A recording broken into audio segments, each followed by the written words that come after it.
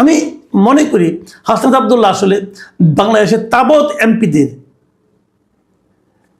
আগামী 5 বছরের জীবনযাত্রাকে কঠিন করে দিয়েছেন। আমি আশা করব প্রত্যেকটা এমপি, প্রত্যেকটা জনপ্রতিনিধি, গেলে এমপি না জনপ্রতিনিধি, প্রত্যেকটা উপজেলা চেয়ারম্যান যারা হবেন অথবা ইউপি চেয়ারম্যান যারা হবেন, তারা সবাই সরকারের কাছ থেকে কী পাচ্ছেন এবং জনগণকে কী দিচ্ছেন সেই ব্যাপারে ট্রান্সপারেন্সি মেনটেন করবেন।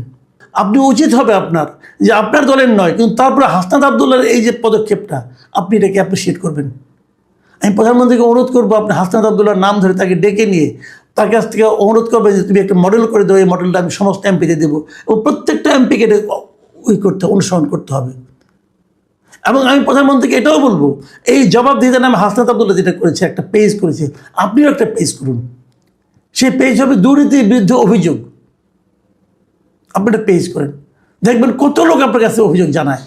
গত 17 ফেব্রুয়ারি যে শপথ নিয়েছেন এমপি হিসাবে শপথ নেওয়ার পর উনি কি কি করেছেন এই কয়েকদিনে তার একটা ফিরিস্তি উনি দিয়েছেন। বিশ্বাস করেন আমি এটা দেখে রীতিমতো অভিভূত হয়ে গেছি। উনি কি করতে পেরেছেন সেটা কিন্তু আমার কাছে ইম্পর্টেন্ট না, আমার কাছে ইম্পর্টেন্ট হলো ওনার ট্রান্সপারেন্সিটা। উনি যে সব খোলামেলা জনগণকে বলছেন, পাবলিককে বলছেন, এবং এই বলার জন্য এটা দিয়ে একদিনই বলবেন তা না, এটা অব্যাহত রাখার জন্য উনি একটা ফেসবুক পেজ করেছেন, তার নাম দিয়েছেন জবাবদিহিতা। উনি এই রমজান উপলক্ষে 39 বাক্স খেজুর পেয়েছেন। প্রতিটা বাক্সে 8 কেজি করে খেজুর ছিল এবং এই 8 কেজি খেজুর মিলে সব মিলে হচ্ছে 312 কেজি খেজুর। এই খেজুরগুলো সরকার দিয়েছে, উনি কিনেন নাই। উনি বলেছেন যে এই খেজুরগুলো সরকার দেয় এবং এইগুলো বিভিন্ন জায়গা থেকে সরকার পায় এবং এই খেজুরগুলো উনি 15টা ইউনিয়নের বিভিন্ন মাদ্রাসাগুলোতে ভাগ করে দিচ্ছেন। এতে হয়তো সবগুলো মাদ্রাসা, প্রতিটা মাদ্রাসা তো 3 কেজি করে খেজুর পেতে পারে। এই জন্য একটা ব্যাখ্যা দিলেন। এই খেজুরটা কিন্তু এই বছরই প্রথম পায় নাই, এর আগেও প্রত্যেকটা মানে সংসদীয় এলাকাতে কিন্তু এরকম খেজুর, দুম্বার মাংস, উটের মাংস এগুলো কিন্তু আসে, বিশেষ করে মধ্যপ্রাচ্য থেকে এগুলো আসে। কখনো পেয়েছেন? আপনি পাশের বাড়ি গরিব পেয়ে জিজ্ঞাসা করেন তো, কয়জন লোক খেজুর পেয়েছে, কয়জন লোক দুম্বার মাংস পেয়েছে, কয়জন লোক উটের মাংস পেয়েছে? হয়তো হাসনাত আব্দুল্লাহ এমপি না হলে আপনি জানতেই পারতেন না যে সরকার এগুলি দেয়। আমি সবসময় বলার চেষ্টা করি যে দুর্নীতিটা কি বন্ধ হচ্ছে কি না। আমি আগেও বলেছি, এখনও বলি, এদেশের সবচেয়ে বড় সমস্যা হচ্ছে দুর্নীতি। যারা দায়িত্বে যায়, ক্ষমতায় যায়, তাদের ভাব দেখে মনে হয় তারা যেন সেখানে গিয়েছে দুর্নীতি করার জন্য, তাদের আর কোনো কাজ নেই। মুখে বলে জনসেবার কথা, কিন্তু করে আসলে দুর্নীতি। এবং একবার যখন কেউ ক্ষমতায় যায় তার পরবর্তী 2-3 পুরুষের বোধহয় আর কিছু করতে হয় না। এত দুর্নীতি তারা করতে পারে যে ওই দুর্নীতির টাকা দিয়ে তারা চলতে পারে এবং সেই দুর্নীতিটাকে তারা অবাধ রাখার জন্য, বাধাহীন রাখার জন্য তারা সবসময় সাধারণ মানুষের সঙ্গে সেই জনপ্রতিনিধি এর মাঝখানে একটা প্রতিবন্ধকতা তৈরি করে দেয়। সেই প্রতিবন্ধকতাটা কারা? যে যিনি এমপি হন অথবা চেয়ারম্যান হন, তার যারা চেলা চামুন্ডা থাকে, তার যারা মাসলম্যান থাকে, তারা মাঝামাঝি থাকে এবং তারা মাঝখানে এমন একটা দেয়াল তৈরি করে যে সাধারণ মানুষ তার বক্তব্য নিয়ে জনপ্রতিনিধির কাছে আসতেই পারে না। অথচ এই জনপ্রতিনিধি কিন্তু কিছুদিন আগে ভোট পাওয়ার জন্য ওই সাধারণ মানুষের দ্বারে গিয়েছিল, একবারই যায়, ভোটের আগে যায়, কিন্তু ভোট শেষ হয়ে গেলে ওই লোকের দ্বারে কিন্তু আর সাধারণ মানুষ আসতে পারে না। এরকম একটা অবস্থা আছে, যে কারণে সাধারণ মানুষ অনেকে জানেও না এই লোকটাকে যে আমি এমপি বানালাম তার কাজটা কি, সে জানে না। সে জানেও না এই লোকটাকে যে আমি চেয়ারম্যান বানালাম তার কাজটা কি, সে কেন চেয়ারম্যান হলো তাছাড়া জানে না। তো এই যে একটা না জানা অজ্ঞতাটা, এই অজ্ঞতাটা কেন? এই অজ্ঞতাটা কিন্তু ইচ্ছাকৃতভাবে টিকিয়ে রাখা হয়েছে যাতে মানুষ না জানতে পারে। মানুষ জানলেই প্রতিবাদ করবে, মানুষ জানলেই তার অধিকারের কথা বলবে। এই জিনিসটাকে মানুষকে দূরে রাখার জন্য এই একটা প্রক্রিয়া অনেক দিন ধরে কিন্তু আমাদের সমাজে চলছে এবং এই অচলায়তন, এই দেয়াল, এই প্রতিবন্ধকতা ভাঙতে হবে। এবং আমি আজকে যে যে কন্টেন্টটা করছি, যে বিষয়টা করছি, আমার বিষয়টা একজন লোকের আমি প্রশংসা করার জন্য করছি। আমার এই অনুষ্ঠান যারা দেখেন তারা জানবেন আমার অধিকাংশ অনুষ্ঠানই থাকে কোনো না কোনো কিছু সমালোচনা আমি করি। মানে আমাদের চারপাশে না এত অনিয়ম, এত অবিচার যে ওগুলি নিয়ে আসলে প্রশংসা করার সুযোগও পাই না আমি। তো তার মধ্যে আজকে হঠাৎ করে আমি প্রশংসার জন্য এই অনুষ্ঠানটা করছি। এবং সেই প্রশংসাটা করছি আমি এমন একজন ব্যক্তির, যে ব্যক্তির যে পার্টির, সে পার্টির অনেক সমালোচনা আমি করছি, সেটা হলো এনসিপি। এনসিপির কিন্তু আমি অনেক সমালোচনা করি, এনসিপির অনেকে আমার উপর খুব দুঃখিত হন। সেই এনসিপির একজন নেতা মিস্টার হাসনাত আবদুল্লাহ, এই হাসনাত আবদুল্লাহকে আমি ব্যক্তিগতভাবে পছন্দ করি, কারণ আমার কাছে তাকে সবসময় খুব আউটস্পোকেন এবং মানে হিপোক্রেসি নাই এই ছেলেটা, আমার কাছে মনে হয় তাকে আউটস্পোকেন মনে হয়, এবং আমার ধারণা ওনার মধ্যে হিপোক্রেসিটা নাই, যা বলেন সেটাই করার চেষ্টা করেন। তো উনি গতকালকে একটা ফেসবুকে লাইভে এসেছিলেন। উনি বোধহয় কোনো ক্লাস নেন, এরকম ক্লাসের একটা আবহাওয়ার মতো একটা বোর্ডের সামনে দাঁড়িয়ে উনি লাইভে এসে উনি গত 17 ফেব্রুয়ারি যে শপথ নিয়েছেন এমপি হিসাবে শপথ নেওয়ার পর উনি কি কি করেছেন এই কয়েকদিনে তার একটা ফিরিস্তি উনি দিয়েছেন। বিশ্বাস করেন আমি এটা দেখে রীতিমতো অভিভূত হয়ে গেছি। উনি কি করতে পেরেছেন সেটা কিন্তু আমার কাছে ইম্পর্টেন্ট না, আমার কাছে ইম্পর্টেন্ট হলো ওনার ট্রান্সপারেন্সিটা। উনি যে সব খোলামেলা জনগণকে বলছেন, পাবলিককে বলছেন, এবং এই বলার জন্য, এটা যে একদিনই বলবেন তা না, এটা অব্যাহত রাখার জন্য উনি একটা ফেসবুক পেজ করেছেন, তার নাম দিয়েছেন জবাবদিহিতা। সেই জবাবদিহিতার পেজে উনি বিভিন্ন রকম কর্মকাণ্ডের, উনি যে এই লাইভে যেগুলি দেখিয়েছেন, যে সমস্ত গ্রাফ দেখিয়েছেন, সেই সবগুলি গ্রাফে কিন্তু আমি জবাবদিহিতা পেজে গিয়েছি, ওখানে দেখলাম সবগুলি মানে গ্রাফের উনি দিয়ে দিয়েছেন যে কোন এলাকায় কয়টা উন্নয়ন কর্মকাণ্ড হচ্ছে, কোন এলাকায় কয়টা রাস্তা হচ্ছে, কোন এলাকায় এই রাস্তাগুলো কতটুকু দূরত্ব লেন্থ হবে, এই কাজটা করতে কত টাকা খরচ হবে, এই কাজটা কোন ঠিকাদার করছে, এগুলি বলছেন। এবং বলে তারপরে আবার বলছেন যে আপনারা জনগণ আপনারা বুঝে নেবেন রাস্তা ঠিকঠাক মতো হচ্ছে কিনা। তার মানে যে ঠিকাদার এই কাজটা করবে সেই ঠিকাদারকে উনি ওই এলাকার জনগণের কাছে কিন্তু জবাবদিহি করে দিয়েছেন। মানে আমার কাছে আমি সত্যি বলছি, আমি অভিভূত হয়ে গেছি যে বাংলাদেশে কোনো একজন এমপি যে এই ধরনের একটা আচরণ করতে পারে, এই ধরনের ট্রান্সপারেন্সি শো করতে পারে, দেখাতে পারে যে আমি আসলে কেউ না। উনি বলেছেন যে আমি নির্বাচনের আগে বলেছিলাম যে বিনা পয়সায় ভোট দেবেন এবং বিনা পয়সায় সেবা নেবেন। মানে আপনারা আমাকে ভোট দিয়েছেন, আমি আপনাদের কোনো পয়সা দিইনি, এখন আমি আপনাদেরকে যে সেবাটা দেব এই সেবাটা আপনি কোনো পয়সা ছাড়াই নেবেন। এই যে কথা বলার সাহস, এটা কিন্তু সাহস লাগে। আপনি আমার কাছ থেকে সেবা নেবেন এবং এই জন্য আমাকে কোনো পয়সা দেবেন না, এই যে বলা, এই যে বলতে পারার যে সাহসটা, দিস ইজ ভেরি ইম্পর্টেন্ট। এবং আমি মনে করি এটা আমাদের এমপিদের জন্য একটা খুব জরুরি বিষয় বটে।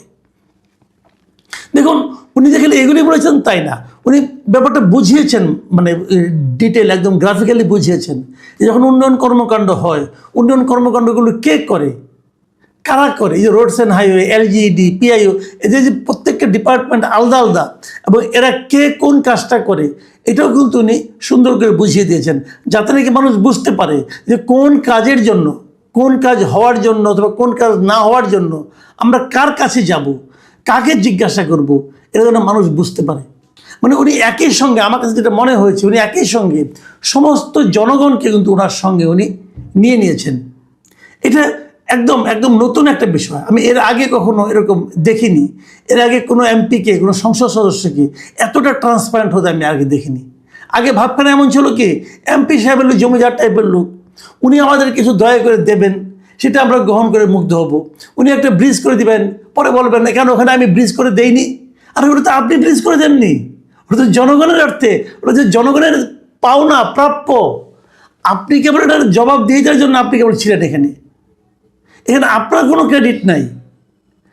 আপনি বরং চুরি করেছেন, আপনি চুরি করেছেন, এত কম চুরি করেছেন, এত বেশি চুরি করেছেন, কিন্তু কাজটা জনগণের। এই জনগণের এই ব্রিজটা করে দেওয়ার জন্যই আপনি কিন্তু প্রতিজ্ঞাবদ্ধ জনগণের কাছে। আপনি জনগণের মালিক না, আপনি জনগণের সেবক। ঠিক এই কথাটাই আমি হাসনাত আবদুল্লাহর মুখে উচ্চারিত হতে শুনলাম, যে উনি এখানে সেবা করতে এসেছেন, কিছু নিতে আসেননি। বিশেষ করে আমি কিন্তু এই ইয়াংদের মধ্যে এই ধরনের আচরণে আশা করেছিলাম। এবং হাসনাত আবদুল্লাহ সেটা দেখে দেন, একটা কথা আমি বলি, এই যে কাজগুলি করার পাশাপাশি উনি যে জনগণের যে কি জনগণের যে একটা দায়িত্ব আছে, উনি কিন্তু এটাও উল্লেখ করলেন। যেমন রাস্তার পাশে কেউ পুকুর বানায়, পুকুর বানানোর পরে রাস্তাটা এসে পুকুরে পার বানায় ফেলায়, তারপরে পুকুরে যখন বর্ষাকাল হয় তখন পুকুরের কারণে রাস্তার ভাঙে, এই যে বিষয়গুলো উনি এটাও উল্লেখ দেখেছেন, একদম গ্রাফিক্যালি ছবি এঁকে দেখালেন যে এই মাঝখানে এতটুকু ফাঁকা রাখবেন, তাহলে কিন্তু আপনার দায়ী হবে। এবং নতুন বলছেন আপনার রাস্তা করতে চান, রাস্তা চান, কিন্তু জায়গা ছাড়তে চান না, তা তো হবে না। মানে উনি, আমার কাছে যেটা মনে হয়েছে যে একটা মানুষ কতটা সেন্সিবল হতে পারে, মানে উভয়ের প্রতি, সরকারের প্রতি, জনগণের প্রতি, সবার প্রতি, এটা হাসনাত আবদুল্লাহ দেখিয়েছেন। এবং এটা হলো গিয়ে আমাদের দেশের মানুষ যখন এমপি পায়, মন্ত্রী পায়, তারা যে তাদের প্রতি মানুষের যেটা মানে আপনার সম্পর্ক থাকে, সেই সম্পর্কের চেহারাটাই যেন হাসনাত আবদুল্লাহ পাল্টে দিতে যাচ্ছেন। আমি খুবই হ্যাপি। এবং উনি বলেছেন যে কিভাবে সরকারের কাছ থেকে কী পায়, পৌরসভায় তার এলাকায় দেবিদ্বারের পৌরসভায় যে কতগুলি ভিজিএফ কার্ড আসবে, সেই ভিজিএফ কার্ডে হলো 3081টা ভিজিএফ কার্ড পায় ওনারা এখানে এসেছে। এবং প্রত্যেকে 10 কেজি করে চাল পাবেন। এবং পুরো উপজেলায় যেরকম 20,635টা ভিজিএফ কার্ড আসবে, তারাও সবাই 10 কেজি করে চাল পাবে। এই চালগুলো কারা পাবেন, কোন দরিদ্র লোকেরা পাবেন, ওইগুলোও কিন্তু উনি বলে দিচ্ছেন। এবং এই বলে দেওয়ার মাধ্যমে কী হবে, ওই লোকগুলো যারা নাকি এই ভিজিএফ কার্ড পাওয়ার উপযুক্ত, তারা কিন্তু বুঝতে পারবে যে আমার নামে কার্ড এসেছে। এবং এটাও বলে দিয়েছেন যে কোন ইউনিয়নে কার কাছে আপনি যাবেন কার্ড পাওয়ার জন্য। এখন তারা যাবে সেখানে, যদি কার্ড না পায় নিশ্চয়ই অভিযোগগুলো তারা হাসনাত আবদুল্লাহর কাছে করবে। তখন হাসনাত আবদুল্লাহ জবাব দিয়ে যাওয়ার মধ্যে তাদের কাছে জবাব দিয়ে এটা চাইতে পারবেন। আমার কাছে যে জিনিসটা সবচেয়ে ইন্টারেস্টিং লাগে সেটা বলে আমি শেষ করি আলোচনাটা। উনি বলেছেন যে উনি এই রমজান উপলক্ষে 39 বাক্স খেজুর পেয়েছেন। প্রতিটা বাক্সে 8 কেজি করে খেজুর ছিল। এবং এই 8 কেজি খেজুর মিলে সব মিলে হচ্ছে 312 কেজি খেজুর। এই খেজুরগুলো সরকার দিয়েছে, উনি কিনেন নাই। উনি বলেছেন যে এই খেজুরগুলো সরকার দেয় এবং এইগুলো বিভিন্ন জায়গা থেকে সরকার পায়। এবং এই খেজুরগুলো উনি 15টা ইউনিয়নের বিভিন্ন মাদ্রাসাগুলোতে ভাগ করে দিচ্ছেন। এতে হয়তো সবগুলো মাদ্রাসা, প্রতিটা মাদ্রাসা তো 3 কেজি করে খেজুর পেতে পারে। এই জন্য একটা ব্যাখ্যা দিলেন। এই খেজুরটা কিন্তু এই বছরই প্রথম পায় নাই, এর আগেও প্রত্যেকটা মানে সংসদীয় এলাকাতে কিন্তু এরকম খেজুর, দুম্বার মাংস, উটের মাংস এগুলো কিন্তু আসে, বিশেষ করে মধ্যপ্রাচ্য থেকে এগুলো আসে। কখনো পেয়েছেন? আপনি পাশের বাড়ি গরিব পেয়ে জিজ্ঞাসা করেন তো, কয়জন লোক খেজুর পেয়েছে, কয়জন লোক দুম্বার মাংস পেয়েছে, কয়জন লোক উটের মাংস পেয়েছে? হয়তো হাসনাত আবদুল্লাহ এমপি না হলে আপনি জানতেই পারতেন না যে সরকার এগুলি দেয়। আমি মনে করি হাসনাত আবদুল্লাহ আসলে বাংলাদেশের তাবৎ এমপিদের জীবন, আগামী 5 বছরের জীবনযাত্রাকে কঠিন করে দিয়েছেন। আমি আশা করব প্রত্যেকটা এমপি, প্রত্যেকটা জনপ্রতিনিধি, গেলে এমপি না জনপ্রতিনিধি, প্রত্যেকটা উপজেলা চেয়ারম্যান যারা হবেন অথবা ইউপি চেয়ারম্যান যারা হবেন, তারা সবাই সরকারের কাছ থেকে কী পাচ্ছেন এবং জনগণকে কী দিচ্ছেন সেই ব্যাপারে ট্রান্সপারেন্সি মেনটেন করবেন। কীভাবে করবেন আপনাদের ব্যাপার, কিন্তু করবেন।